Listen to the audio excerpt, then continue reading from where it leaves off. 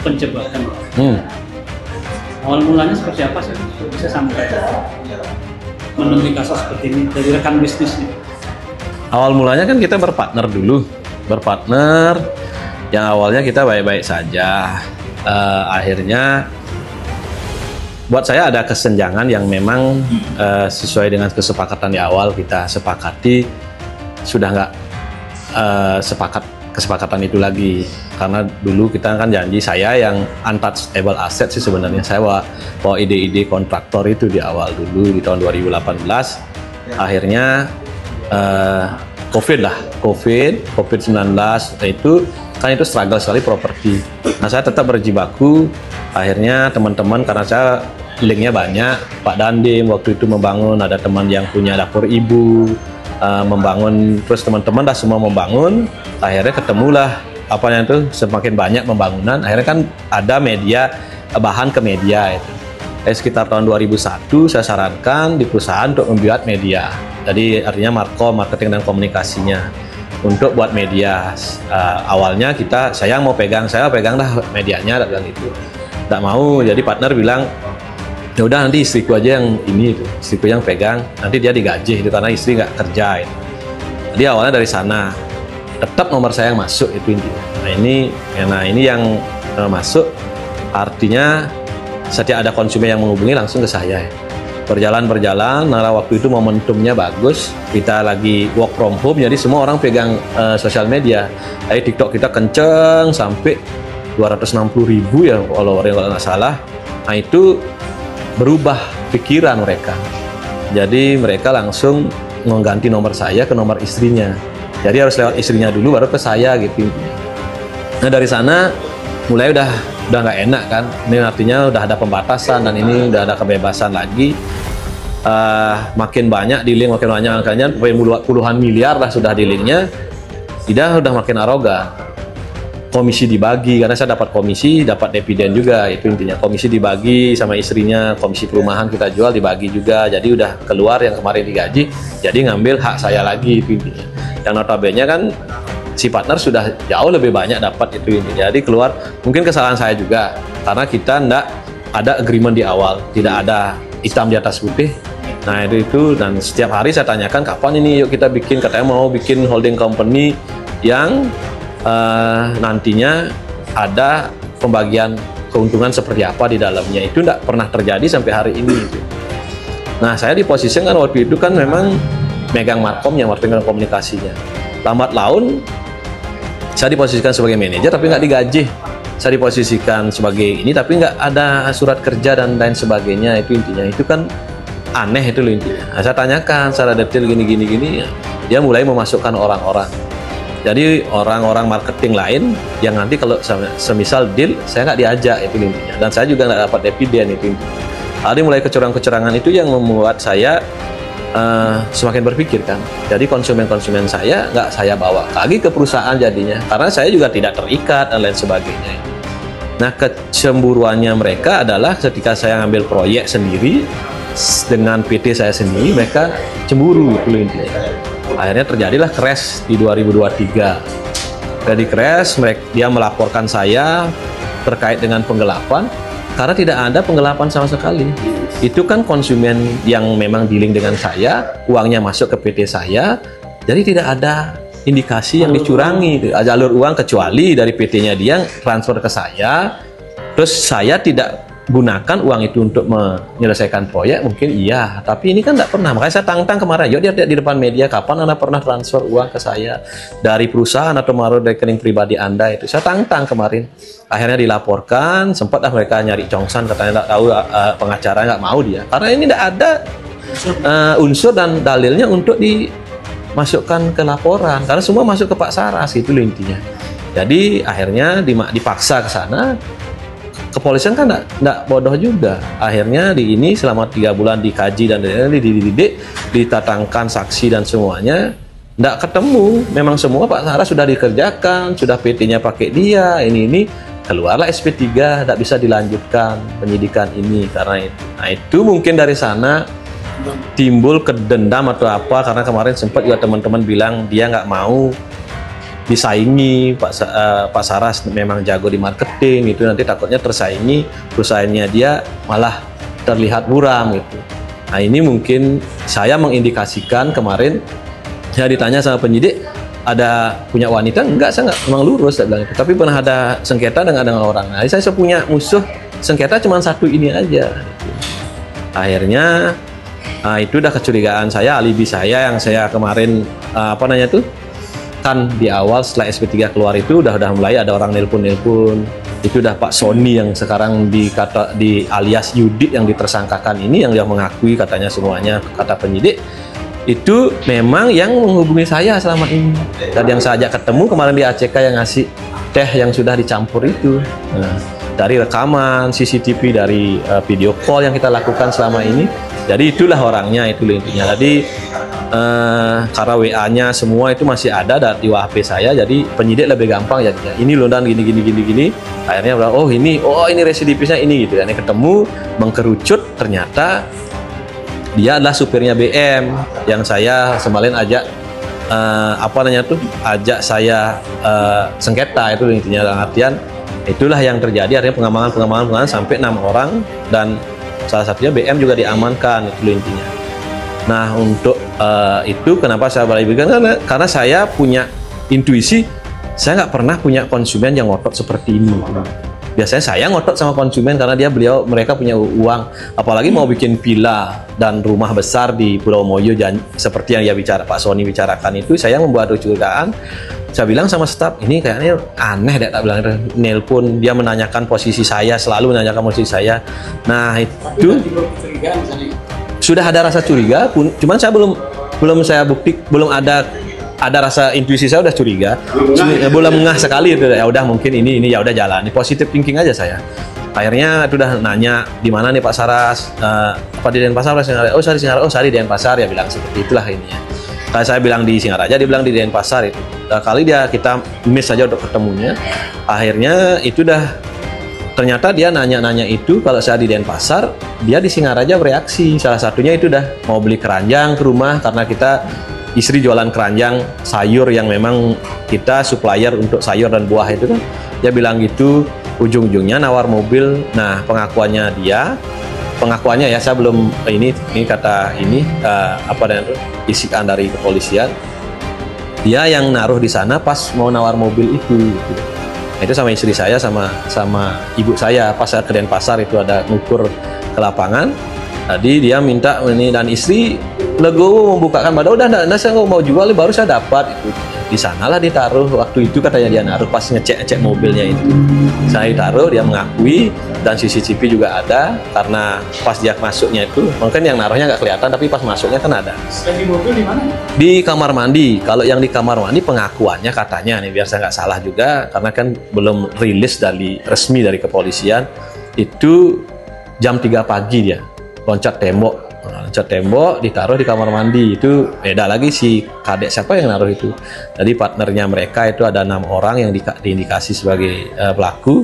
Salah satunya si BM ini otaknya gitu. Semua mengakui itu otaknya gitu. Nah itu terjadi seperti itu. Akhirnya saya ketemu di telepon. Akhirnya tanggal 27 saya ditelepon lagi, atau 26 ditelepon, dia mau ke Singaraja, nanti kita ketemu di Singaraja ya. Tanggal 27 sore saya ditelepon pas saya di Taman Kota. Kebetulan saya sama istri saya, nah notabene istri saya itu orang Bungkulan, Pak, orang Bungkulan yang tahu lah, karena dia orang Bungkulan kan tahu. Dan ini ini saya nggak kenal, semua saya nggak kenal, yang saya kenal cuma BM aja. Jadi karena dia pernah partner bisnis saya kenal dia aja. Jadi yang lainnya saya nggak kenal. Tapi kalau istri tahu pasti wajah-wajahnya, karena memang dia lahir besar di Bungkulan itu. Nah ini yang saya ajak ketemu, ayo di Taman Kota, saya di Taman Kota sekarang. Dia bilang, oh sebentar bos, saya masih di Tejek dulu, masih minum ini itu. Nanti mungkin malaman ya kita ketemu di Taman Kota. Udah saya tunggu sampai jam 8, ditelepon oleh cewek yang mengatakan dia istrinya ini yang dikatakan tersangka ini. Itu lah bilang, oh saya sama istri saya, mungkin karena sama istri saya dia takutnya nanti ketahuan itu belangnya, karena dia asli Bungkulan. Nah setelah itu besoknya dia telepon saya pagi-pagi, Pak Saras, saya mohon maaf kemarin saya mabuk sekali, jadi hari ini kita ketemu ya di Denpasar, itu tanggal 28-nya Pak. Lalu apanya kita katakan, oh saya bisa nanti kalau di Denpasar ya telepon aja, karena kebetulan saya ada pengukuran di Ayani sama di Sanur dan TD di link di di Tukad Jinah kalau nggak salah itu. Nah itu deh, langsung saya ke proyek Tabanan. Sudah sore dia telepon saya, Pak Saras bisa nggak ketemu di Denpasar? Nggak bisa, saya udah ke Tabanan itu. Ya udah saya nyari ke Tabanan, nggak usah nanti kita ketemu di Beringkit. Ya bisa Pak, saya nggak lewat Beringkit itu. Karena saya merasa kecurigaan, saya nyari lah resto yang ada CCTV-nya. Mau nggak di ACK itu? ACK yang mau menuju ke Belayu itu di depan pompa bensin. Karena saya sempat makan di sana dulu sama partner, ada CCTV, Pak. Itu. Jadi biar nanti kalau ada apa-apa, ada CCTV-nya gitu. Nah itu dah yang membuat saya, nah di sana lah. Saya di sana sudah disiapkan minuman untuk saya aja padahal. Staff saya nggak disiapin nih. Saya udah di minuman ini, bos minum dulu tuh, pasti capek. Itu dah saya minum mungkin 20%-nya. 20% saya minum, saya bicara bla bla bla tentang itu, nanti besok ya kita ketemu lagi sama bos karena dia baru datang dari Toraja. Saya dikasih madu. Nah ini madunya udah dikasih ini dari Toraja. Memang madu Toraja gitu isinya. Akhirnya itu dah 30 menit setelah saya itu. Jangan sudah selesai nih. Saya balik ke Singaraja 30 menit itu lah. Perut saya sakit, kepala itu kayak mau pecah rasanya. Ini dadanya kayak diperas gitu. Keringat dingin saya. Nah saat itu curiga nggak? Hah? Curiga? Saya udah curiga. Saya langsung scrolling Google. Ini apa nih saya dikasih nih sama orang ini. Indikasi proses saya dikasih narkotika itu. Pada waktu itu sama siapa aja di situ sama arsitek saya Mas Rapi namanya, sama staf saya, ya partner saya si Kadek, Kadek Indra namanya. Itu yang ini Pak mungkin lapar dia bilang itu. Enggak, ayo kita berhenti yuk. Tambah saya makan tambah sakit, perut saya kembung, udah nggak enak sekali. Saya telepon dokter, bilang itu ini indikasinya seperti ini besok besoknya lah saya baru ke dokter. Nah itu udah detak jantungnya ya nggak beraturan, ini dan lain sebagainya itu udah nggak normal lah semua itu dari RSCP di dokter jantung dan forensiknya. Nah ini udah semua itu udah detail lah dari rumah. Nah itu udah. Tapi penyebabnya belum diketahui.